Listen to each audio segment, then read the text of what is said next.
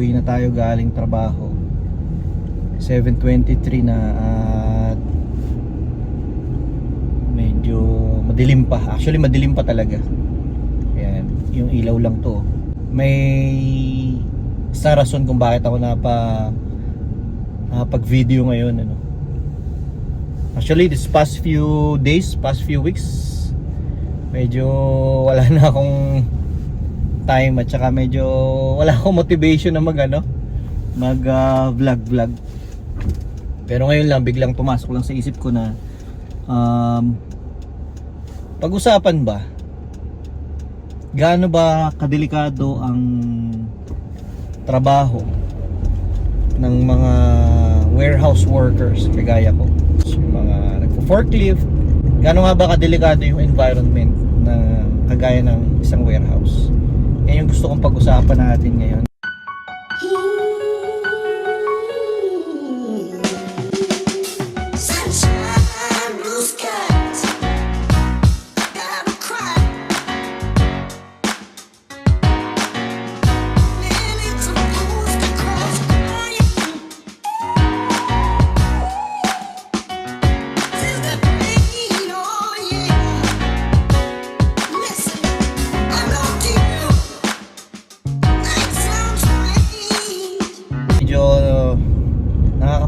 Nakakapanghina ang mga kaganapan kasi may aksidente kasi kami kagabi at hindi talaga magandang topic.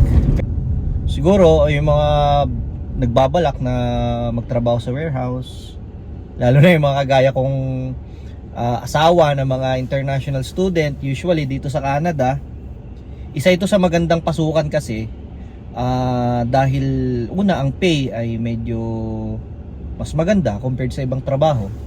Medyo mas mataas talaga. Kasi alam nyo naman dito sa Canada, mas delikado yung trabaho mo, mas risky. Kumbaga mas mataas yung risk, mas mataas yung pay. Kasi nga binabayaran ka rin dun sa risk ng ginagawa mo, no, sa araw-araw. So ano ba yung sa mga walang idea, no? Ano ba yung environment ng isang warehouse? Mamaya pag-uwi ko sa bahay, sasabihin ko sa inyo yung mga math, yung mga numbers. Like yung mga weights na binubuhat namin, yung weights ng mga machine namin na ginagamit, yung mga rackings namin, kung gaano katataas at gaano kabibigat yung mga produkto na pinipik natin sa ubod ng tataas na mga rackings. Yun yung pag-uusapan natin.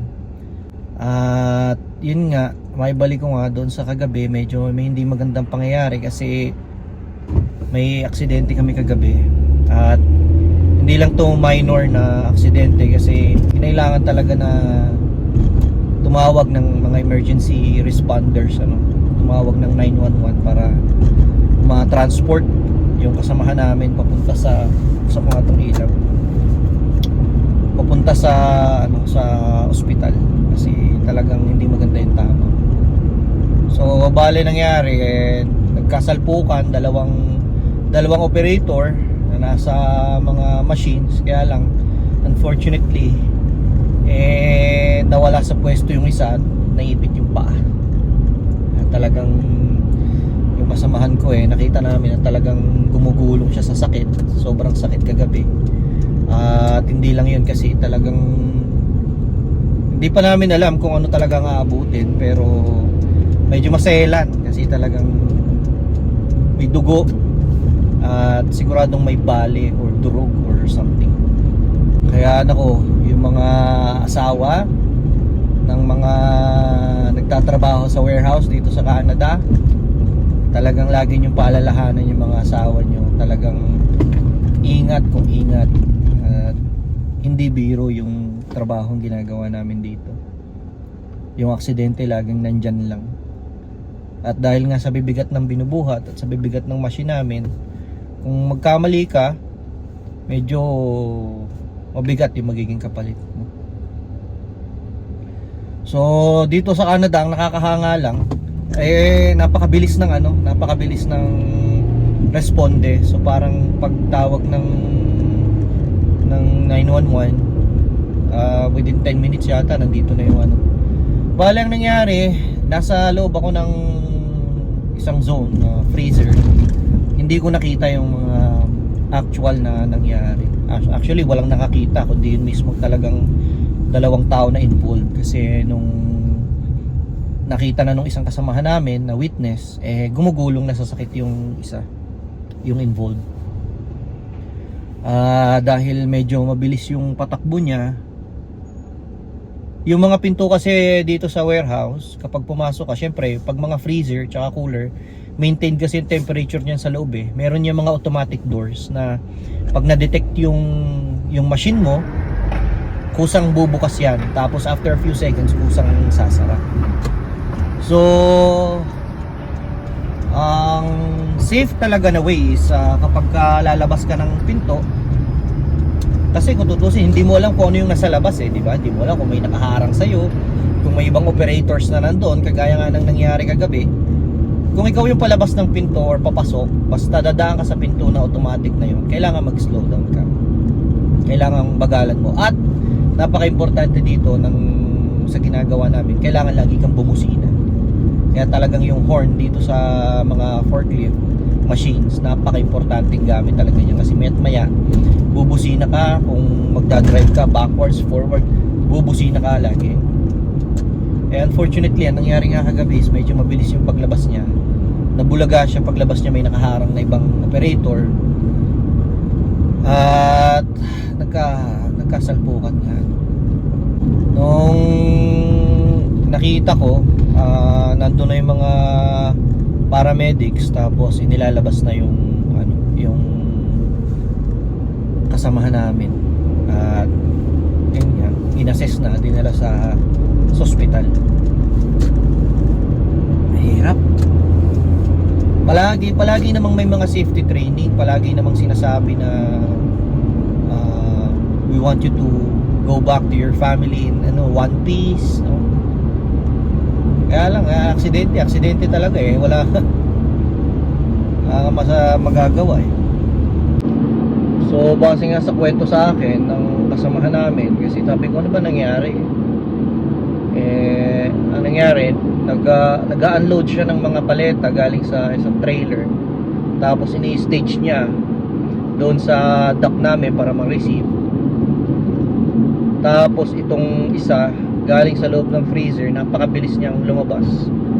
Diretso pagbukas ng pinto, diretso siya. Kasi yung sensor niyan, guys, medyo malayo-layo ka pa sa pinto, bumubukas na siya.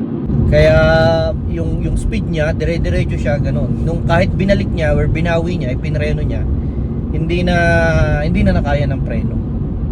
Nagsalpukan na silang dalawa. Laging sinasabi na hindi kailangan magmadali, tsaka hindi talaga pwedeng magmadali.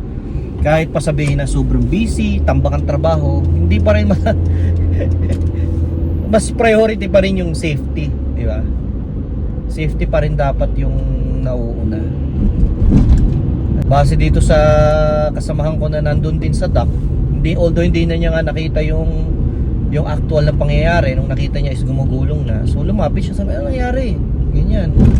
Tapos ayun nga, nakita niya namimilipit na sa sakit yung isa. Tapos ang ginawa, tinry na tanggalin yung sapatos.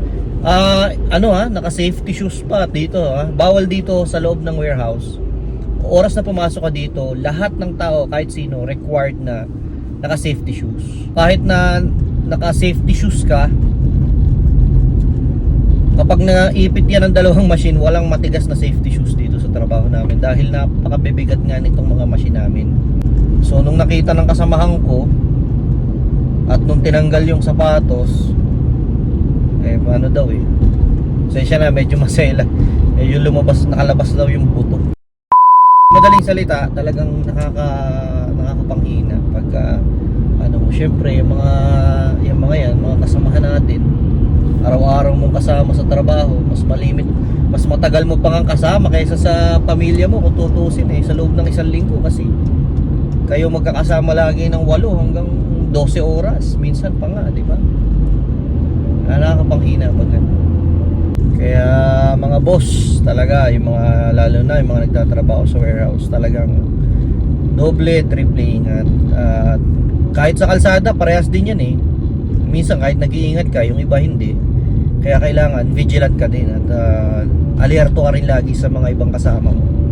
At hindi lang anong lesson dito, hindi lang tungkol sa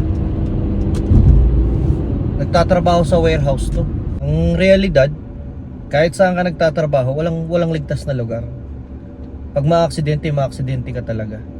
Kahit ikaw ay sa kusina o nagse-serve o kahit saan, 'di ba? Yung nagse-serve pwedeng madulas, pwedeng matapunan sa kusina, pwedeng mahiwa, masunog, 'di ba? Maraming pwedeng maging aksidente, kaya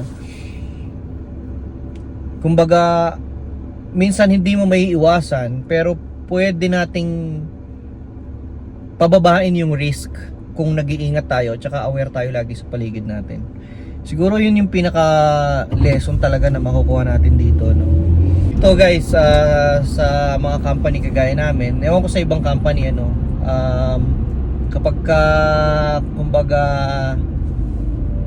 hindi kayo nagkakaroon ng lost time accident sa trabaho, may nakukuhang bonus yung mga empleyado. So kapag may mga ganyang pangyayari, nawawala yung bonus. Pero sabi ko nga, okay lang walang bonus, basta may daliri. Mahalaga talaga para sa akin yung kaligtasan talaga, yung safety. Yun, na tayo sa bahay. Hi, hello na naman ang style namin ni Joyce nito kasi papasok na sila ng ganyan.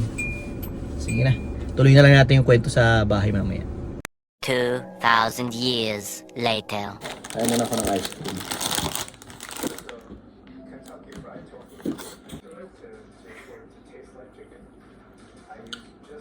So tuloy na natin yung kwentuhan, So sa trabaho namin as picker, pag sinabing mag-pick sa warehouse, yung ibig sabihin nun, yung kumuha ka ng mga produkto either by pallet or by cases o boxes na tinatawag. Ang term kasi ginagamit sa amin is cases. Kumbaga yung quantity, how many cases, ganyan. So pag sinabing picker ka, gamit mo yung machine mo, pumupunta ka dito sa mga racking at pinipick mo yung mga produkto na kailangan dun sa order na binubuo mo. So sabi ko nga, it's either by pallet o kaya case picking or by case. Halimbawa, 1 case, 2 case, ganyan. At sa experience ko sa trabaho dito, ang isang pinakamabigat na kahon or box na pinipick namin dito is yung box ng karne ng baka. Beef siya. Ganyan kalaki yung box. Halos ang isang box nun, yung pinakamabigat na nakita ko is umaabot ng 80 to 85 pounds. So sabihin natin nasa kulang-kulang na 40 kilos. Hindi naman siya talaga ganun kabigat, 'di ba? Depende kasi ang mahirap nga lang is mahirap siyang buhatin kasi madulas, tapos halimbawa malamig, ganyan. Kaya nasa sa'yo talaga kung paano mo gagawa ng paraan na hindi ka mahirapan, hindi ka ma-injured yung likod mo, di ba? Mabalian ka sa pagbubuhat. Nagkaroon ako ng injury nung nakaraan, which is tungkol dito sa bagay na to, sa maling pagbuhat.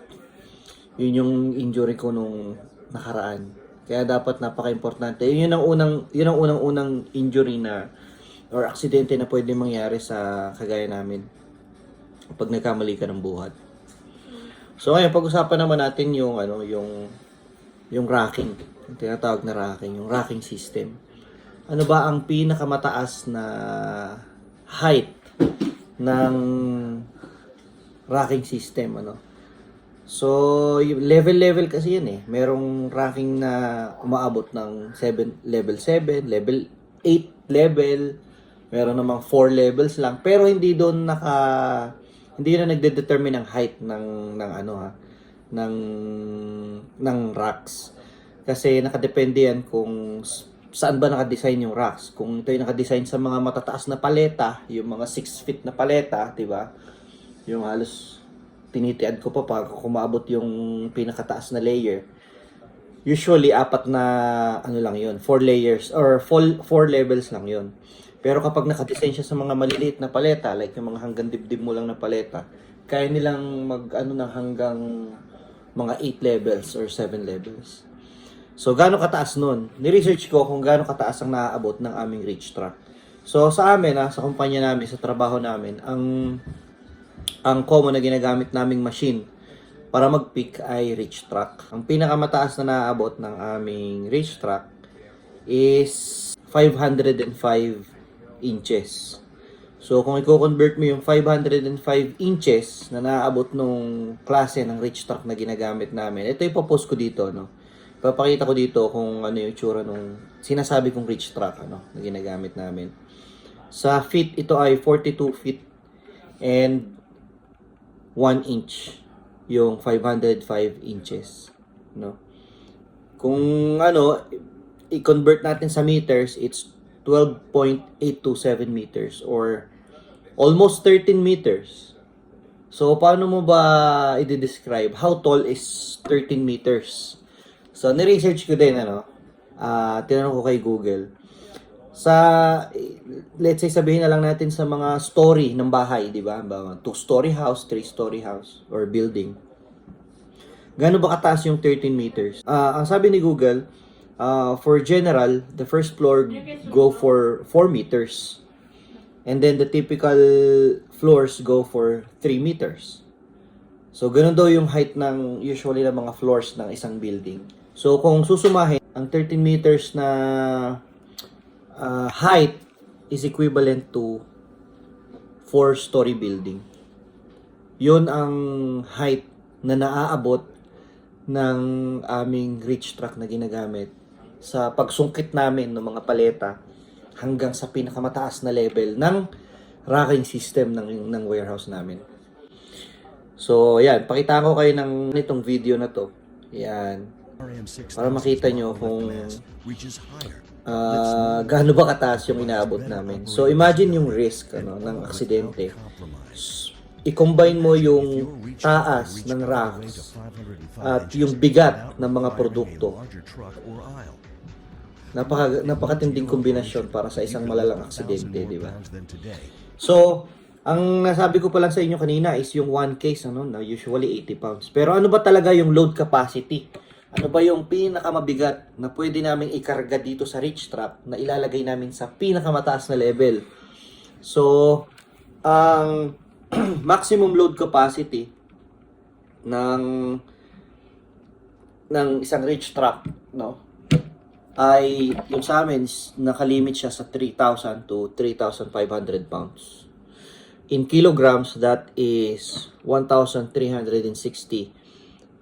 kilograms. So, anuhin natin. Siguro, para ma-visualize nyo ulit, gaano ba kabigat yung 1,360 na kilograms? So, dito lumalabas ang small car, yung maliit na kotse, is a small car weighs 2,500 pounds. So, ibig sabihin, yung kinakarga namin sa aming reach truck is pwedeng kasing bigat ng isang kotse na inilalagay namin doon sa mga racking system namin. So, imagine niyo na lang halimbawa itong picture na ipapakita ko nito ng racks, Tapos, ang bawat paleta ay inilalagay namin dyan sa racking na yan ay nagkakabigat ng, sabihin na lang natin na 1,000 pounds bawat isa. Imagine niyo na lang kung gaano kabigat yung total ng lahat ng load na inilalagay namin sa racking system na yan. Nakakita na ako ng ilang mga nakakakilabot na na video ng collapse, pag-collapse. Pero tingin ko yung mga pag-collapse medyo mababa naman yung chances. So, depende na lang siguro kung yung halimbawang sobrang bigat na machine ay mabunggo doon sa racking system. Yun ang napakalaking trahedya na masasabi, kasi doon yun ang maaaring magbunga ng collapse, mag-cause na mag-collapse yung racking system. Pero ang isa lang sa pinaka nakakatakot sa ginagawa namin ay halimbawa may case na malaglag from the highest level at magtatalbog doon sa racking system at tumama sa ulo mo. Yung mga machine namin is may overhead protector Pero parang ano lang siya eh, yung parang rehas lang. Kasi hindi naman yung pwedeng bubong na solid eh. Kasi doon ka sumisilip eh. Sa ilalim ng bubong, doon mo tinitingnan yung bawat paleta na inirarak mo doon sa pinakamataas eh. Kapag ka may solid yung bubong mo, hindi mo makikita yung paleta kung tatama sa kung paano mo mailalagay ng maayos sa racking. So, butas-butas talaga yon. So, just imagine na lang kung halimbawa may matigas na frozen na bagay na sabihin na natin mga 10 kilo o 5 kilo ang isang case, malaglag at tumama sa ulo mo, tumalbog, di ba? So, isang malaking aksidente na pa rin yun, di ba? So, yung sinabi ko sa inyo kanina is yung bigat ng load capacity ng isang forklift, which is kasi bigat halos ng isang maliit na kotse. Pero hindi pa natin pinag-uusapan dito gaano kabigat yung mismong machine. How heavy is a forklift? Yung average weight ng isang forklift daw is roughly 9,000 pounds. The average automobile weighs about 3,000 pounds. So, ibig sabihin, ang machine na ginagamit namin ay katumbas ng 3 kotse. So, isipin nyo nga naman, kung halimbawa, bubuhat ka ng isang kotse, syempre kailangan yung pambuhat mo na machine is mas mabigat. Or else, kapag bumuhat ka ng mabigat na load, magtitip or tutumba yung machine mo. So, just imagine that, guys, 3 kotse yung bigat ng machine na ginagamit namin, na sinasakyan namin, tapos bubuhat kami ng bigat ng isang kotse at ilalagay namin sa rackings, di ba? Ang bawat isang paleta.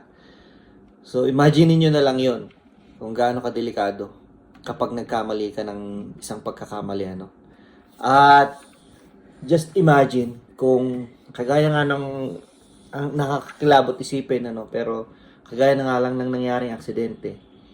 Just imagine kung ang parte ng katawan mo is maipit sa dalawang magsasalpukang forklift na nagkakabigat ng 3 kotse ang isa. Diba? So, imagine niyo na lang kung gaano mangyayari. Walang matibay na safety shoes na magwi-withstand sa force ng 2 forklift na magbubungguan. Pag naipit ang parte ng katawan mo, siguradong durog. Marami na yan. Yan yung mga common na aksidente sa mga warehouses. Although, yung nangyari sa amin kagabi, yun yung first time ko na makakita. Although, hindi ko nakita yung mismong act ng pangyayari, pero maka-witness ng naging resulta ng ganong pangyayari doon pa sa mismong warehouse na pinagtatrabahuan ko. Nakakaano talaga siya.